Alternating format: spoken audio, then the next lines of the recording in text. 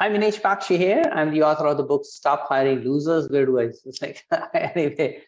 So good morning to you. And today I will be covering a very important question. Are you ready to hire? So I've drafted 10 questions, and these questions will help you get a little bit more mindset ready to hire. Let's talk about this. The first one is, do you know the best and highest value use of your time? If you are a consultant, maybe you're getting paid for bringing in consultants or taking care of the clients, but you are not going to be paid very heavily for taking care of your accounting, bookkeeping, etc. So do you know the highest value use of your time? The second question is, do you have a clear vision of your organization or department? Do you have some idea where you are headed, right? Do you have a clear visual plan of processes in the organization or department? Because you need processes, and then you also need people to implement the processes.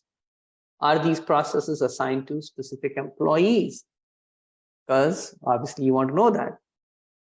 You have detailed job description for each position, which would include daily activity checklist, weekly activity checklist, also certain measurements which are required to make sure you know that the job is being done properly.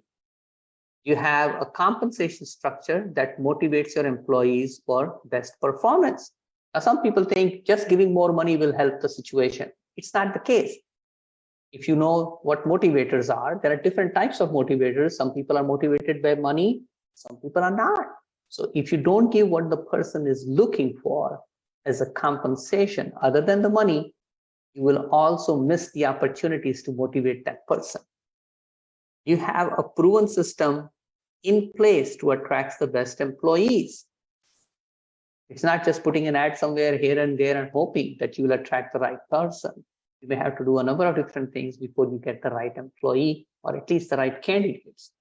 You have a proven system to identify the best candidate among the applicants.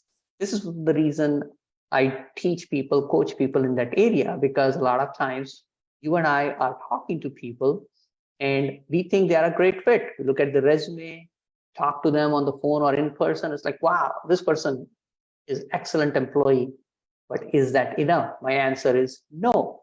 You need to do a lot more, and there is a screening process.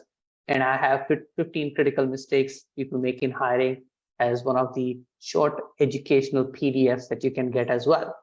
Then you have a 90-day plan to orient and train your new hire. A lot of people are brought in and there is no plan. It's like, hey, this person can do, I'll just tell them, they'll figure it out, And that's not a good way to bring on an employee, because the employee is in a new place. The employee doesn't know everything that needs to happen. They don't know your expectations. They don't know how the job is going to be measured. You need to train them, right? So there has to be a 90-day onboarding plan in place. And last but not least, the 10th question is, you have a performance evaluation system in place for your employees. Because I was talking to a client yesterday, it's like a year later, struggling, right? It's like, I don't know if this is the right person. I'm really not getting the vibes for it. It's like, it's been a year since you hired this person. And the job is relatively simple and easy to identify. When I can have a dashboard or a scorecard, which would say, okay, this is how I'm evaluating this employee. Here is how they are. Like whether it's a skill, whether it is productivity, whether it is being a team player, there are a lot of different components of it. But you and I need to be able to say within a few days, few weeks, is this employee a good fit, right? And we need to provide that environment where they can be a good fit as well. So I hope that helps you. Talk to you soon.